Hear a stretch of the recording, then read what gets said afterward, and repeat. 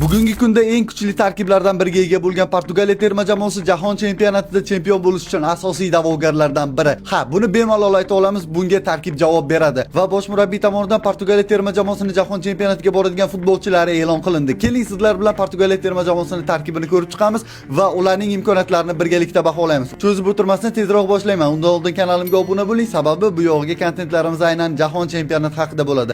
Demak ketdik darvozaga. Diogo Costa bu mavsum Portugaliya chempionatida chempion bo'ldi. Portu bilan ham plus tarafi u 51 ta uchrashuvda 24 ta quruq o'yin o'tkazdi. Atigi 27 tagina gol o'tkazdi. Himoyaga o'tamiz. Himoya markazini men Ruben Dias va Gonzalo Inasioga topshiraman. Plus tarafi Ruben Dias o'ng oyoq, Inacio esa chap oyoq. Bu esa markaziy himoyada o'ynayotgan ideal juftlik hisoblanadi. Qanotlar esa menimcha hozir jahonning eng kuchli qanotlari aynan Portugaliya terma jamoasida. O'ng qanotda Joao Cancelo, chap qanotda esa Nuno Mendes. Umuman olganda o'tgan mavsum ham bu mavsum ham anchagina stabil o'yin ko'rsatmoqda. Endi esa sayyoramizning eng kuchli yarim himoyasi deb atalayotgan yarim himoyaga o'tamiz. Portugaliya terma jamoasining eng katta ustunligi ham aynan shu pozitsiyada. Demak, ikkita tayanch qo'yamiz. Ikkalasi ham Paris Saint-Germain vakillari Joao Neves va Vitinha. Bu mavsum ikkalasi ham fantastik formada. Umuman olganda Vitinha o'tgan mavsum ham zo'r edi. Joao Neves bu mavsumdan juda ham zo'r ochildi. Umuman o'sha PSJning finalga kelishda asosiy sababchilardan biri bo'ldi. Ularning statistikasiga keladigan bo'lsak, Nevesda 10 ta gol, 4 ta assist, Vitinhada esa 8 ta gol, 7 ta assist. Va 3-futbolchi hujumkor yarim himoyadagi menimcha jahonning eng kuchli yarim himoyachisi Bruno Fernandes.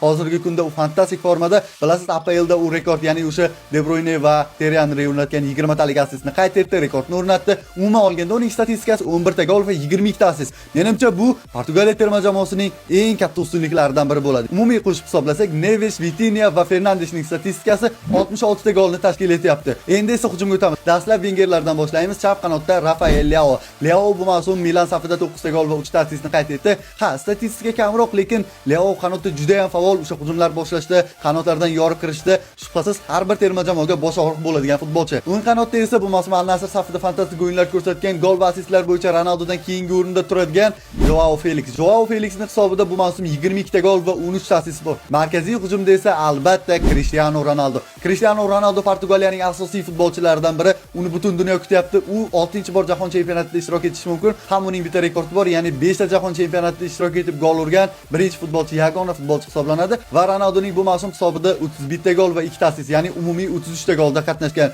Umumiy triyoni gollarni, assistlarni hisoblaydigan bo'lsak, ular 81 ta golda qatnashgan. Siz nima deb o'ylaysiz? Portugaliya mana shunday tarkib bilan jahon chempionatida chempion bo'la oladimi? Ularning imkoniyatlari qanday? Fikrlaringizni kommentariyada qoldiring va yangi terma jamoa qaysi bo'lishini ham albatta izohlarda yozib keting.